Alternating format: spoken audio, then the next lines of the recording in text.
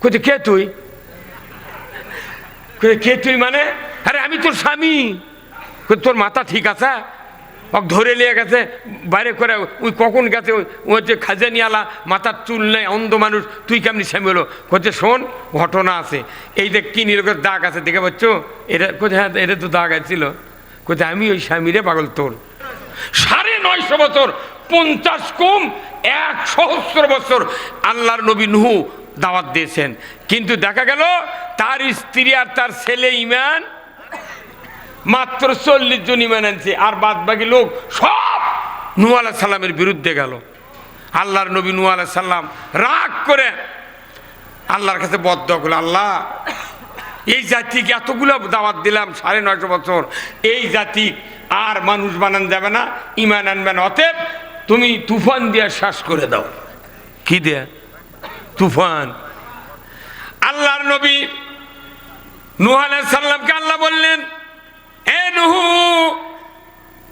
চতুর্দিকে মরুভূমি আর মরুভূমি, বালি আর বালি, নদী নাই, নালা নাই, বিশাল মরুভূমির প্রান্তর, তুমি নৌকা তৈরি করো, কিস্তি তৈরি করো, আমি এমন একটা প্লাবন দেব, আমার দুশ্মন যারা, তোমার দুশ্মন যারা, তাদের কাউকে এই পৃথিবীতে আমি বাঁচিয়ে রাখবো না। কার সিদ্ধান্ত? নবী যা বলছে দোয়া কবুল হয়ে গেছে, সিদ্ধান্ত দিয়ে দিয়েছে, বানাও নৌকা। আল্লাহু আকবার। নৌকার আরবি হলো কিস্তি। কথা ঠিক কিনা?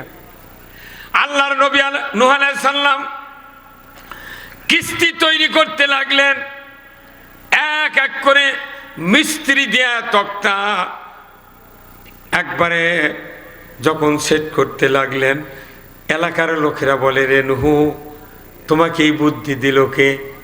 বিশাল মরুভূমি, নদী নাই, খাল নাই, বিল নাই, কোথায় নৌকা তুমি ভাসাবে?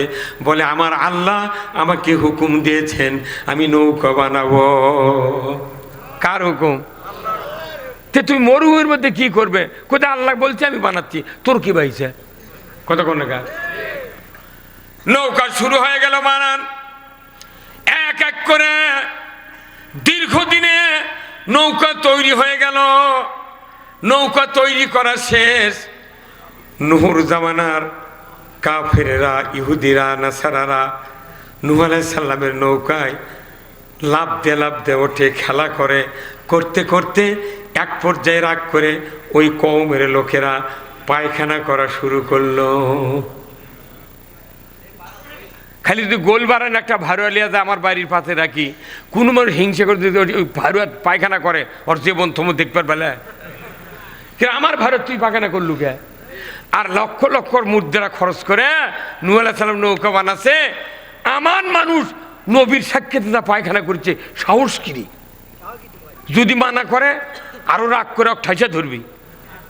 নূহ আলাইহিস সালাম ভয়ে চুপ করে থাকে। আল্লাহ বলে, নূহ রে, রাগ করিও না, বিরাট মরুভূমি, রোদের তাপ, তুমি যে নৌকা তৈরি করেছ, এই নৌকাকে যদি আমি খালি রাখি, তক্তা ফেটে যাবে, নদীতে ভাসবে না, তুফানে ভাসবে না, পানি উঠবে, আমার কিস্তি ডুবে যাবে।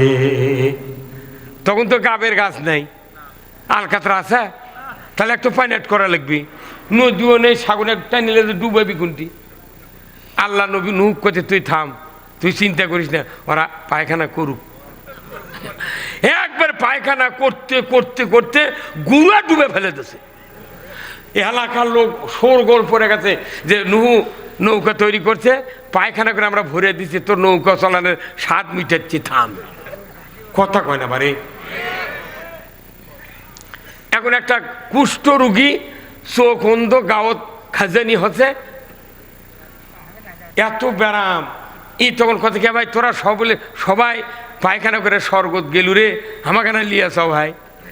ও একেবারে এক পাগল হাত ধরে লিয়ে গেছে, লিয়ে দেয় নৌকাটা আলোক করে তুলে দেয়া, কত তুই এটি পায়খানা কর, আমি না দূরে যাই।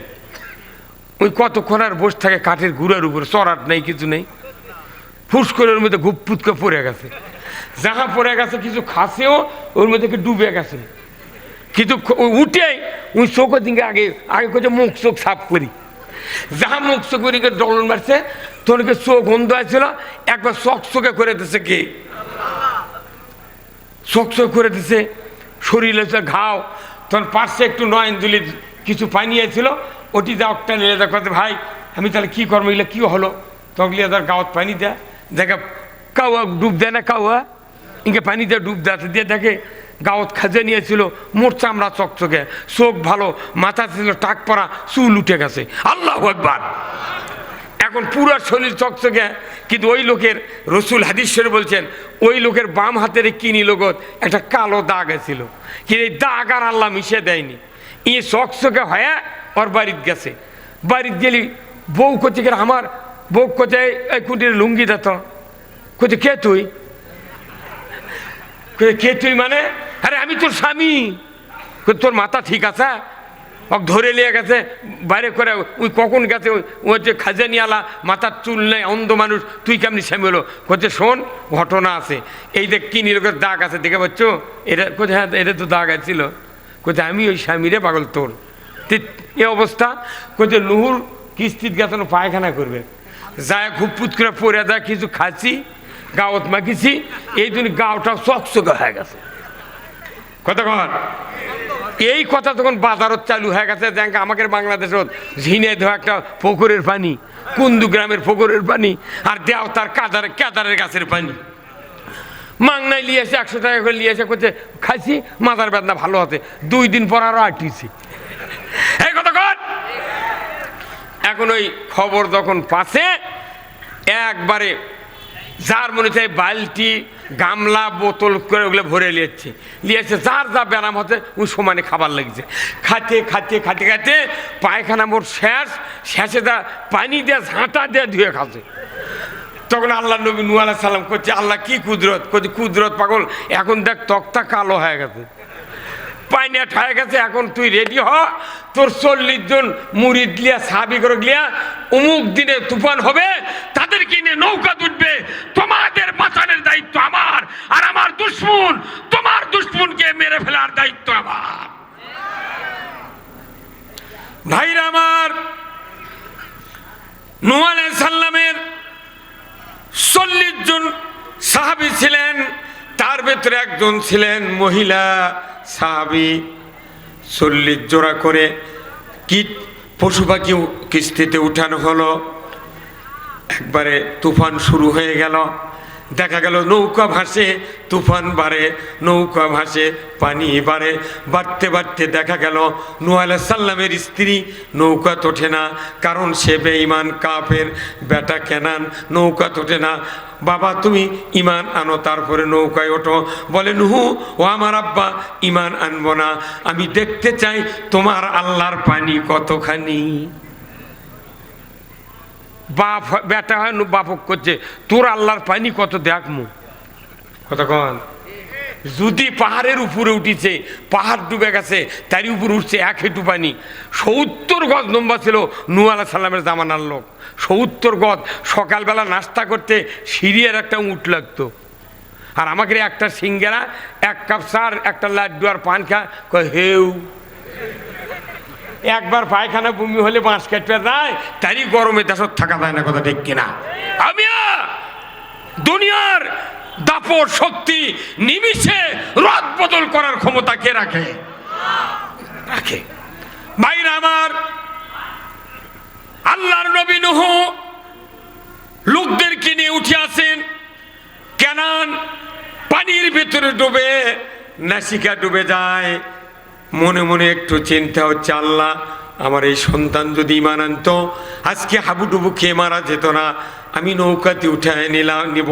কিন্তু মনে মনে একটু চিন্তার উদ্বেগ হওয়ার সাথে সাথেই জিবরাইল এসে বললেন, নূরে সাবধান, আমার আল্লাহ এইমাত্র খবর দিয়েছেন, আপনি যদি ওই সন্তানের জন্য বিন্দু পরিমাণ মহব্বত যদি রাখেন, আপনার নবুয়তের দপ্তর থেকে নামটা কেটে দেওয়া হবে। বাপ বেটার সম্পর্ক নাই, ঈমান যার আছে সে জান্নাতি, ঈমান নাই সে জাহান্নামী, কথা ঠিক কিনা? ভাইরা আমার, 40 দিন প্লাবন হয়ে গেল, দুনিয়া মেসাকার রসাতল হয়ে গেল। আল্লাহর দুশমনগুলি মরে গেল। যখন আবার পানি কমতে শুরু করলো, যদি পাহাড়ের কিনারায় নৌকা লেগে গেল। আজও সূরা তোহায় বর্ণনায় আছে, যদি পাহাড়ের কিনারায় এখনো ওই নূহ আলাইহিস সালামের কিস্তির তক্তাও দেখা যায়।